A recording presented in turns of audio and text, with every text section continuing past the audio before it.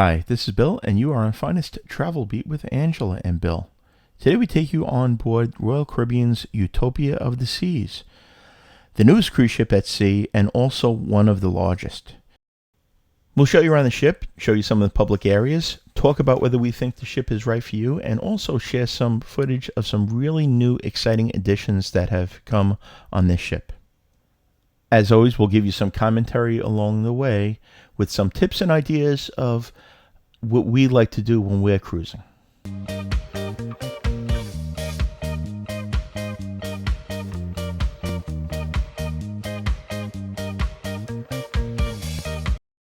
Thanks again, everybody, for watching. We hope you're going to enjoy this video.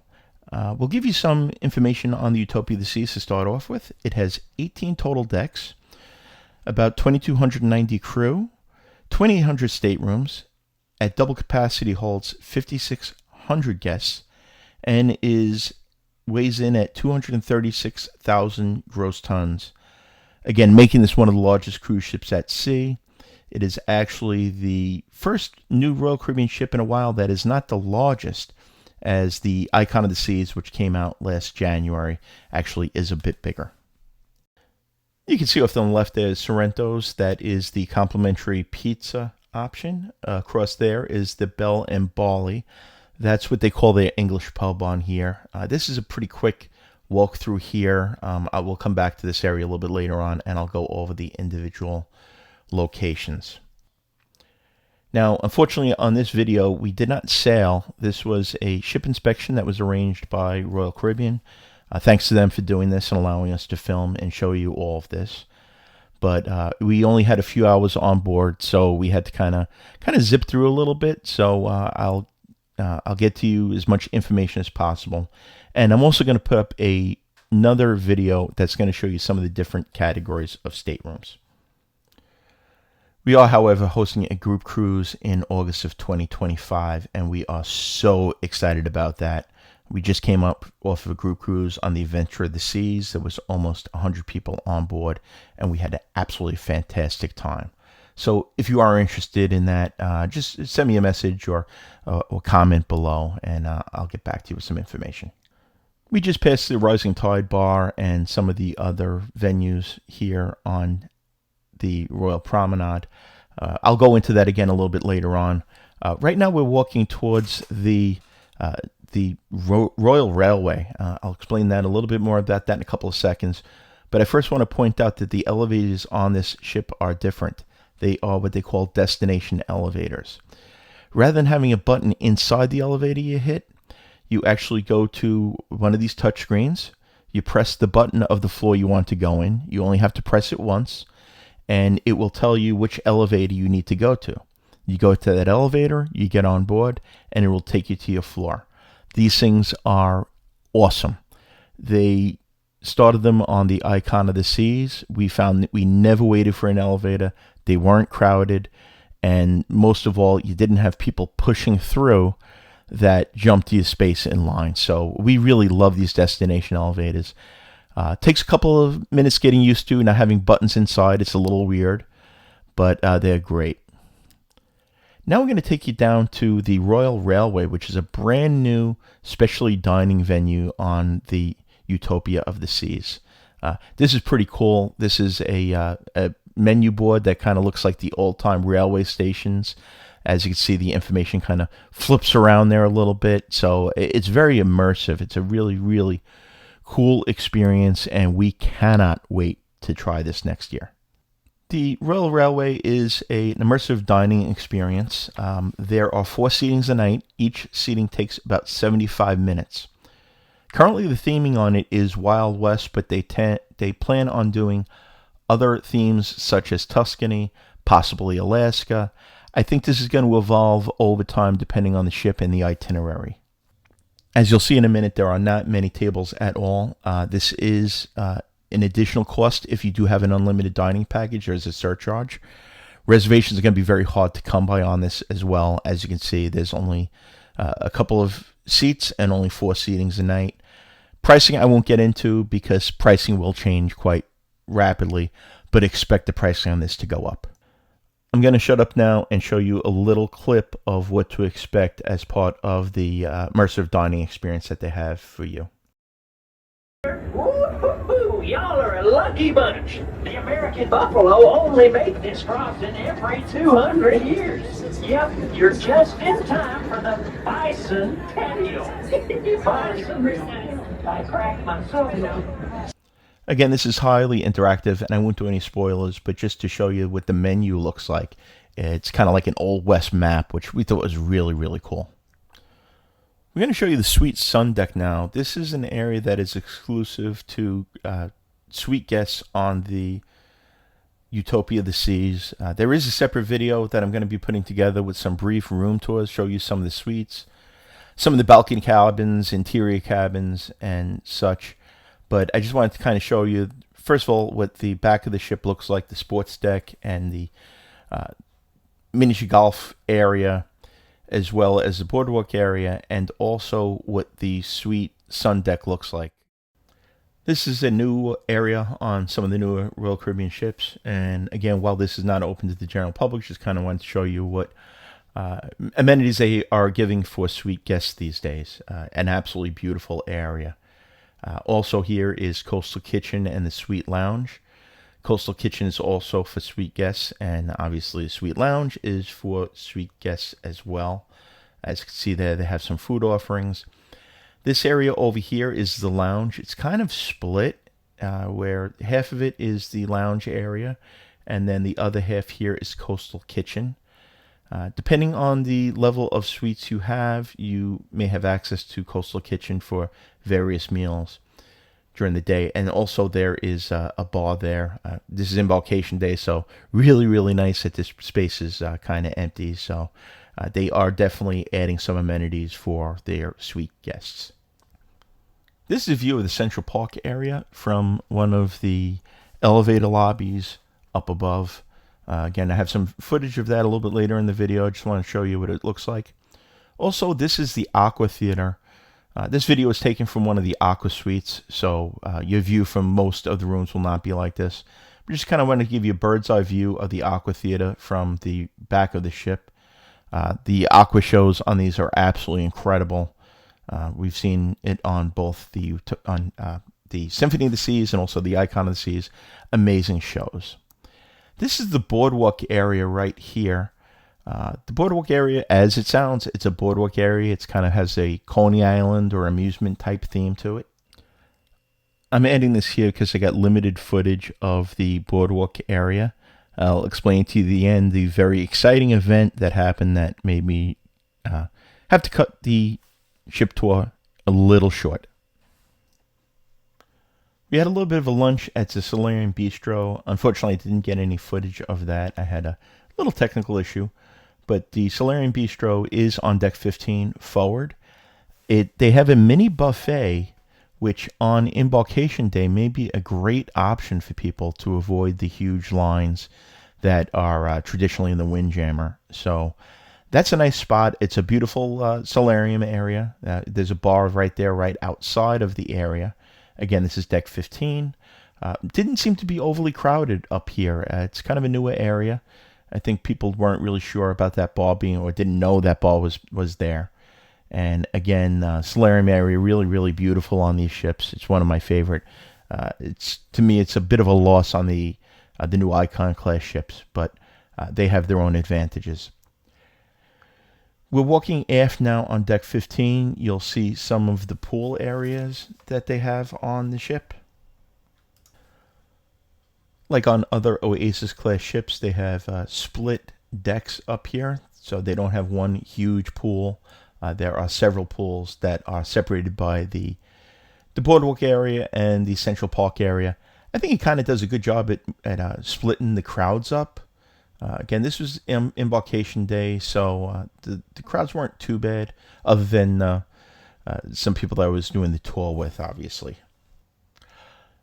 Again, as we're walking aft, you can see the areas known as Splashaway Bay, and there's also a Lime and the Coconut Bar that's kind of in the middle there that we just passed.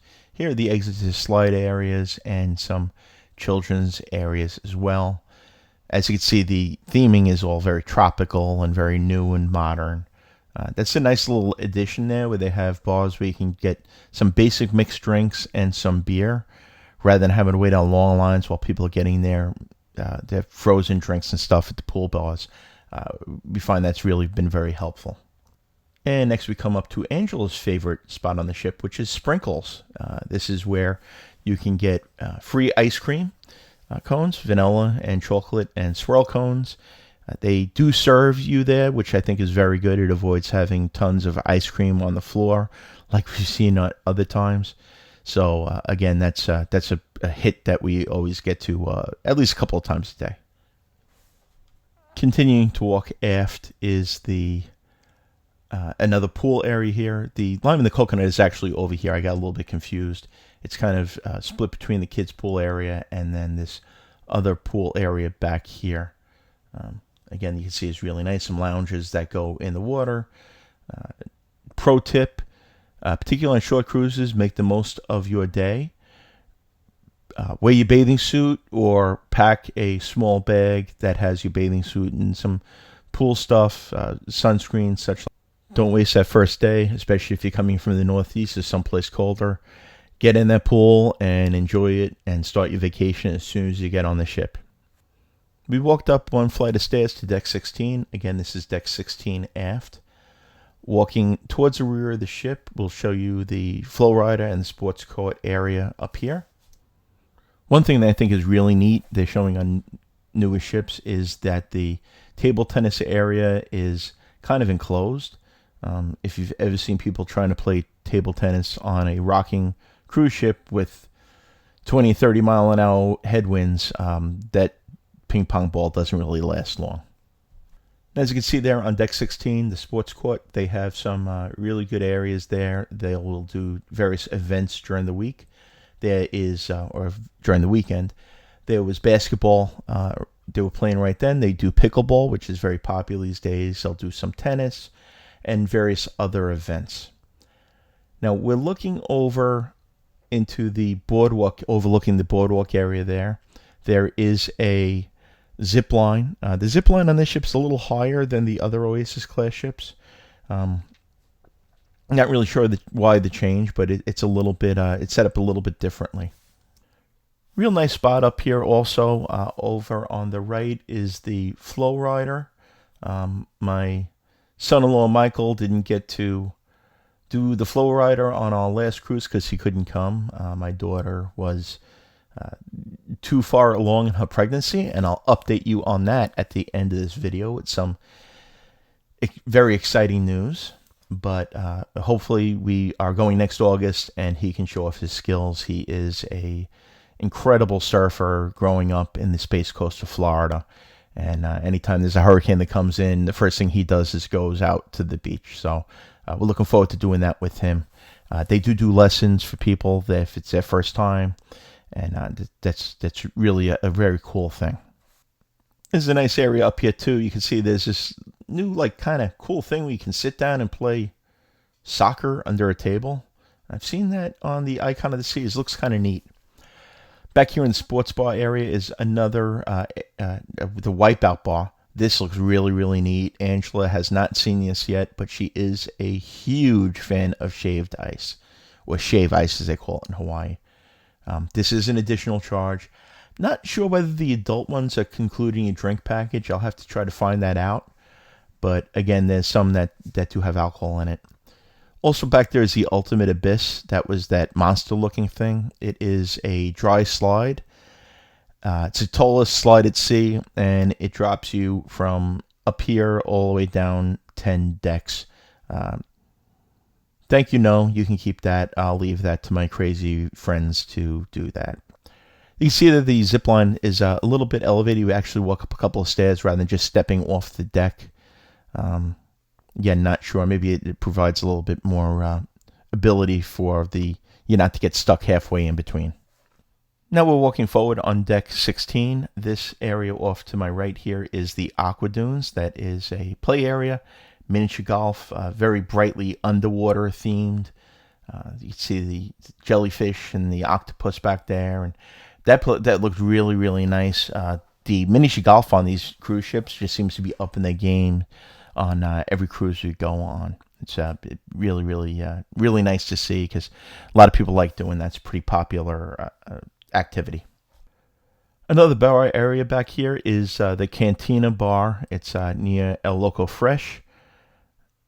It's again, you saw it was not crowded. So do your work on embarkation day. Try to avoid the typical very crowded bars. You can see there now we're looking down onto the boardwalk area. The Aqua Theater is back there. That purple thing was the Ultimate Abyss.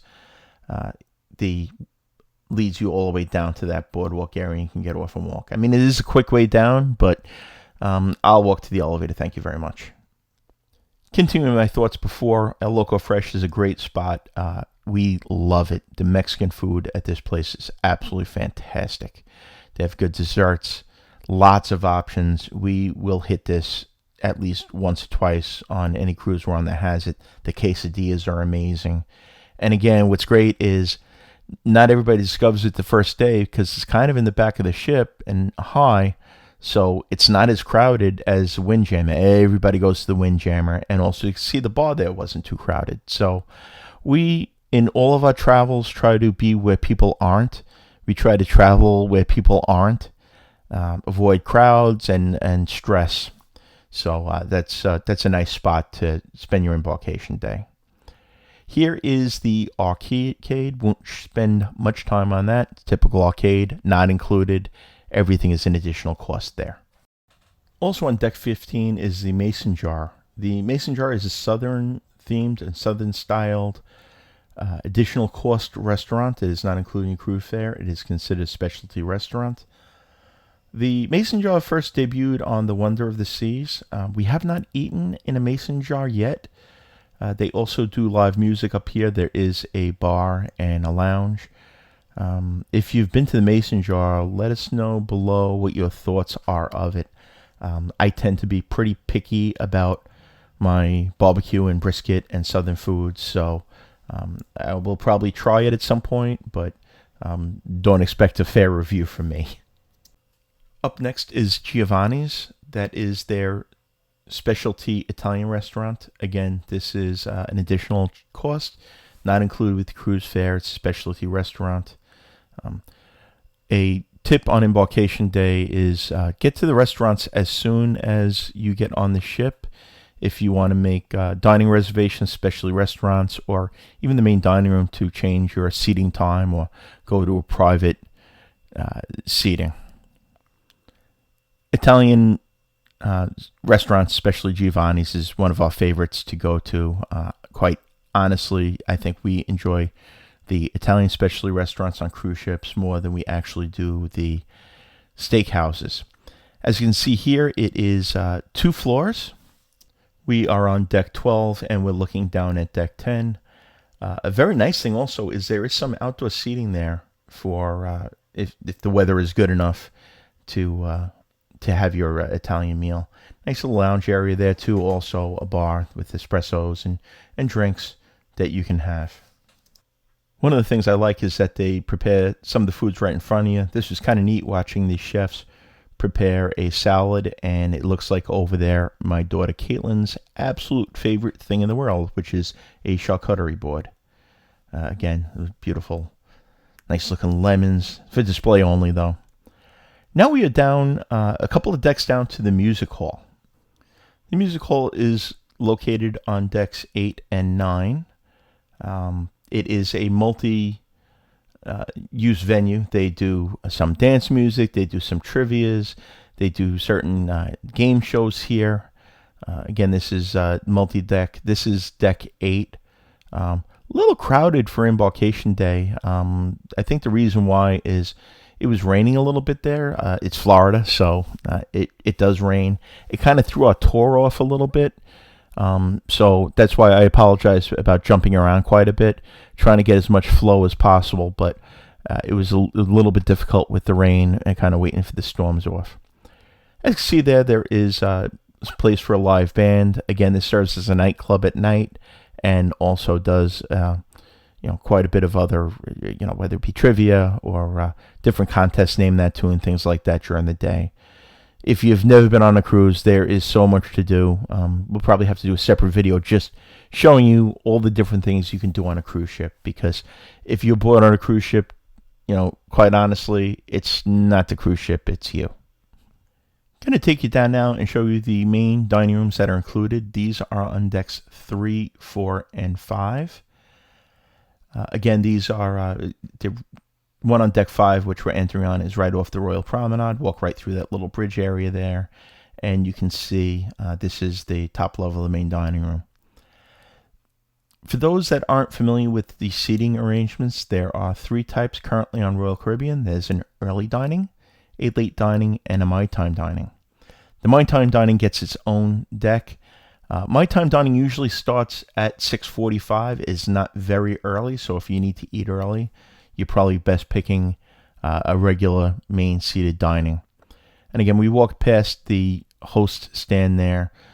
When you get on the ship, if you want to change your dining or arrangements, whether it be to sit with other people or your tables don't match, there's some issue with your dining, go speak to them. They're very accommodating, and the earlier you do that, the better.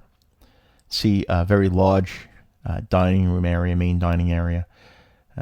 Again, the larger the ship, the larger the dining area is, but it's really nice. It's a beautiful ship. I love going on newer ships for just how new everything is. The carpeting is still plush, and it's got that new ship smell, which is kind of cool. Before I take you out to the Royal Promenade and show you around some of the fun venues, I'd like to ask you to hit that like button if you're getting any value out of this video. And if you want to see more videos like this, hit the subscribe button also. We have a ton of videos not only on cruises, cruise ships, ports of call, travel information. We try to get a lot of real good, honest information out there, honest reviews. If there's something we don't like, we will tell you we don't like it. But again, as we love cruising and we love to bring people into our world, so the way you can help us out is hitting that like button, sharing our information with people if you find value. Again, now we're on deck 5. We're walking forward. Dining rooms are usually on the aft of the ship.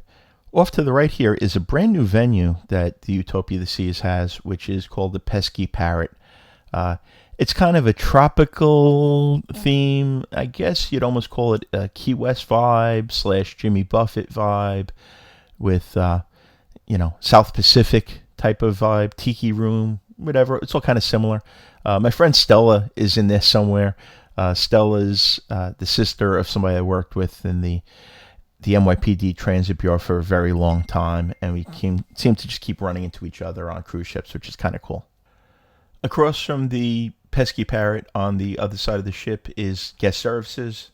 Guest services is where you will go if you have any issues with your room key or your onboard account. You can see it's on the other side of the Rising Tide bar there.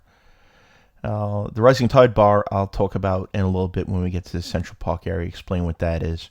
But again, another tip for you is check your accounts every day. Make sure everything is accurate. If it's not, go down to guest services. And also try to avoid guest services the first day or the last day of the cruise, is when they tend to be the most crowded. We just also passed the next cruise desk. The value of booking a cruise on board can depend on the particular offers that they have and the travel agent you're working with. I always recommend talking to your travel advisor first before booking on board. Some of their promotions are fantastic and combinable. But there are certain restrictions now, such as refundability of deposits you need to look at. We are walking now into the Bell and Barley, also known as the Finest Travel Incident Command Post. This is a English/Irish pub with some great live music in the evenings. Some usually have very good beers. And on the last cruise we did, this kind of ended up being the spot on the Adventure of the Seas that we tend to hang out in the most, because we could sit around and hear each other talk and still enjoy some really nice music in the background. Through the middle here of the Royal Promenade always is the shopping areas. As we were still in port, those shops are not open yet, and also the middle aren't open as well, where they'll sell like watches and jewelry by the inch and stuff. Here is their logo shop. I usually get a ship model. Again, like I said, this was a tour, so I'll have to wait till next year. But with the shops, the advice I give you on all the cruises is know your pricing. Sometimes the prices are very good, sometimes they're not. So do your homework, and if you have the internet package, it's really easy to find out whether that bottle of perfume is really a good bargain or not. Over here is Spotlight Karaoke. This is a karaoke bar, but they also do certain other. They do some game shows and stuff in here. I believe they do some trivia and some Name That Tune as well. Again, this is another lounge bar location. Plenty of places to get drinks on the ship, so you really don't have to be jammed into any one spot. If a place is too crowded, just kind of find another one. Directly across from the Spotlight Karaoke is Bolero's. This is their Latin-themed lounge bar. At night, they'll have some live music here as well. A lot of fun, some dancing, and usually it's Caribbean or Latin-themed menu and drink menu, that is, with a lot of Cuba Libres and rum-based drinks, some specialty drinks there. Again, no shortage of places to get your food or drink on the ship. I forgot to mention and show you on the ship Cafe Promenade, which is located by guest services, is where you would get coffees and pastries, things like that. That is included. It's a nice spot, especially on port days, to kind of grab something and go. And it is separate from Sorrento. Some of the ships, they're combined. This one is separate. Here is Starbucks. This is where Angela spends all of her onboard credit. But Starbucks is not included. Everything there is additional, so that you know that Starbucks is an additional cost, but it is available on the ship. Walking forward again, we are heading towards the Royal Theater. This is true of almost every cruise ship. Little thing to remember is fun in the front, food in the back. So most of the times the main theater is in the front of the ship, and the buffet and the dining rooms are in the back of the ship in probably 90% of the ships that we've been on to. The Royal Theater here is a two-tiered venue. There's an upstairs and a downstairs. You can see there's staircases that will lead to the downstairs. We are up in the balcony area now. Here is where you'll have your main shows, your production shows that they will have on the ship. Also, there is on the Utopia of the Seas, there is no Broadway show like a Mamma Mia or anything. They do have production shows, and they also will have guest entertainment. We went down to deck 4. The area in here is we're going to go into real quick. They have 2 casinos on board. There is a regular main casino, and one of the things they're doing on a lot of the newer ships is the non-smoking casino. This is much smaller. Quite honestly, I am surprised that the non-smoking casinos are as small as they are. I know many gamblers tend to smoke, but it just seems it's a little bit smaller than I would build on a newer ship. There's quite a bit happening down here on deck 4. Across from the Casino Royale is the attic. I'll show you a little bit more of the inside of that as we get in. They have various shows and comedy acts in there as well. Right across from that is the Crown Lounge, and it used to be known as the Diamond Lounge. This is where people with certain Crown and Anchor status can go in there, and that's for them only. And back here is Studio B. Studio B is the ice rink. They have ice shows on these ships. The ice shows are absolutely amazing, and we're always overwhelmed with how great the quality is. A lot of the dancers or the skaters were Olympians for their country. It's just the quality on a moving ship is amazing. They also use this area. They'll do open skating. You do need to have long pants with you, so if you want to skate, bring long pants. They usually do this on port days, I believe, but check when you get on the ship. They'll also set it up for laser tag and things like that at certain times. So a lot going on here. Again, check your app for what's going on. Plenty to do for the entire family. Exiting back out of Studio B, we'll show you the inside of the attic. Really nice lounge. The seating areas look really, really comfortable. Pretty decent size as well. Again, anybody that's going on the ship, you should really be paying attention to the app and your emails so that you don't miss out on booking things in advance if need be. There we have an escape room. It's near the Adventure Ocean area. Now, this is an area that I usually don't show you on our videos because obviously I don't want to be filming a lot of children if I can avoid it. But being that this was a tour hosted by Royal Caribbean, we were able to go in on embarkation day before they were occupied by children. Royal Caribbean has absolutely incredible children's programs hosted by the employees all have degrees or training in childhood development and related fields. And this is particularly exciting for me, and I'll let the cat out of the bag now as to why. The video it was cut short a little bit at the end, but I had to leave this tour early because my daughter, Caitlin, was expecting her first child. Now, my granddaughter obviously was impatient, so she was actually just born 3 months premature. Mother and baby are doing very well, though. I'd like to take this opportunity to welcome Brooklyn to the world, my granddaughter Brooklyn, and congratulations to her parents, Caitlin and Michael.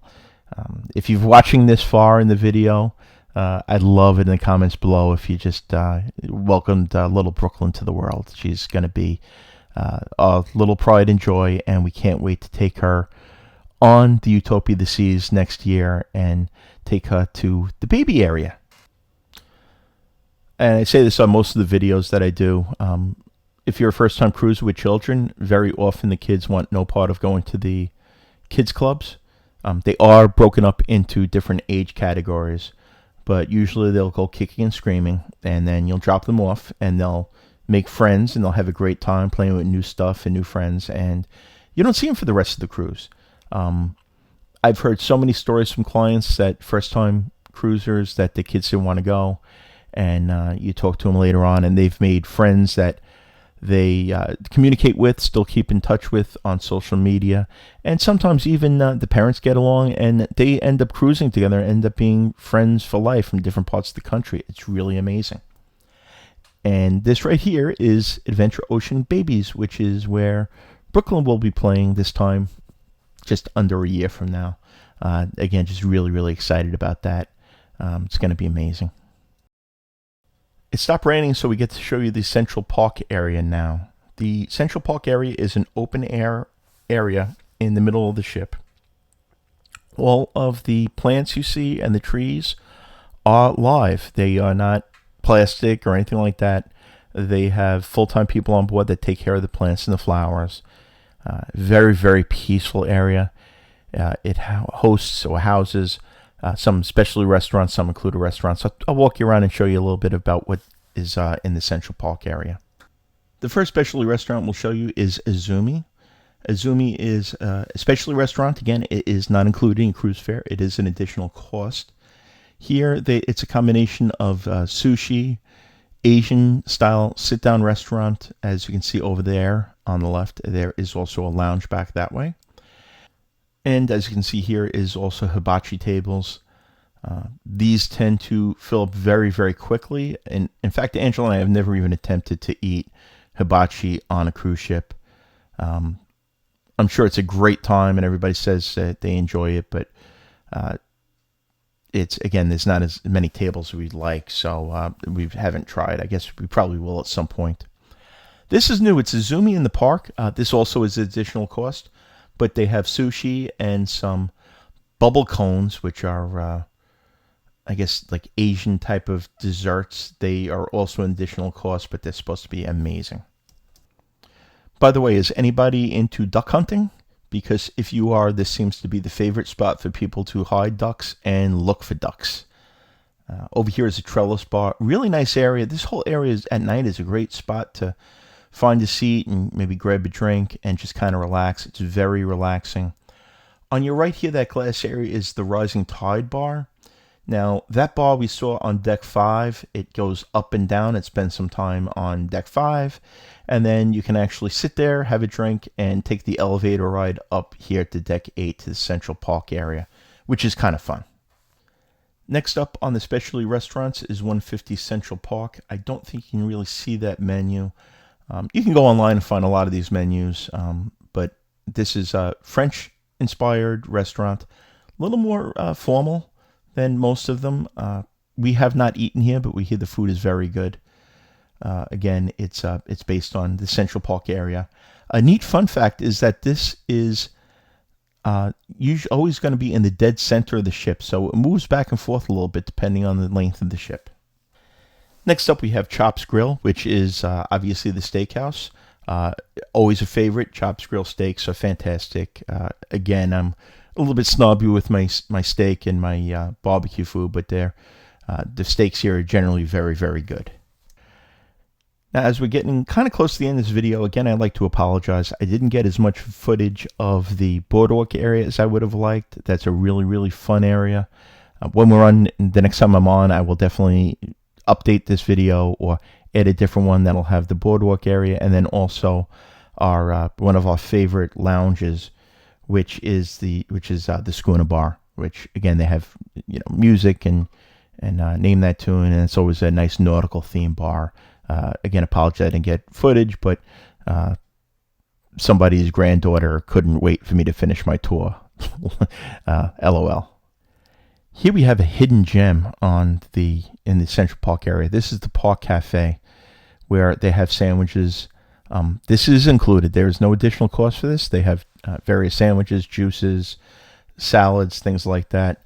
They have a roast beef sandwich on here that is absolutely to die for. Rumble Wreck, I think it's called, or I can never pronounce it right. You just go over to these guys. They make a beautiful sandwich, put a little gravy on it. The bread is fantastic. I don't know that when we go, a Cummel Wreck, it's called, the Royal Cummel Wreck. If we go on for a 3-night sailing, I don't think we're hitting the Windjammer for lunch once. We'll probably hit that and El Loco Fresh and some other places. It's just that good. As we wrap up this video, again, thank you so much for watching. We really appreciate all the support. Hit that like button, please, and subscribe. It really helps us out. Now, my final thought on the video is the only thing that is wrong with this ship is that they only do 3- and 4-night sailings. Now, I completely understand why that is. They want to give people a taste of cruising. But what I will tell you is that if you go on this ship and it's your first cruise, you're going to be overwhelmed. There is absolutely no way in 3 or 4 days that you can experience everything this ship has to offer. Now, I know Royal Caribbean, in their infinite wisdom, did this on purpose. They started with the Allure of the Seas, short sailings on the Oasis Class ships. They're huge, but they're awesome because you'll go on there and then I will almost guarantee you'll want to go on another cruise and probably a longer one. So, mission accomplished by Royal Caribbean. Ship is gorgeous. It's brand new. The decor is fantastic. The food I did have that day was very, very good. The Adventure of the Seas, we'll have a video up on that very soon. We found the food on that on our 8-night ABC or Aruba Curacao tour. Was absolutely fantastic. I think they're really up in their game, getting back to what they're strong at with that. Once again, thanks for watching. We really appreciate everything. And big shout out, welcome to Baby Brooklyn. And on behalf of Angela, we'll see you on our next adventure. Bye-bye, everybody.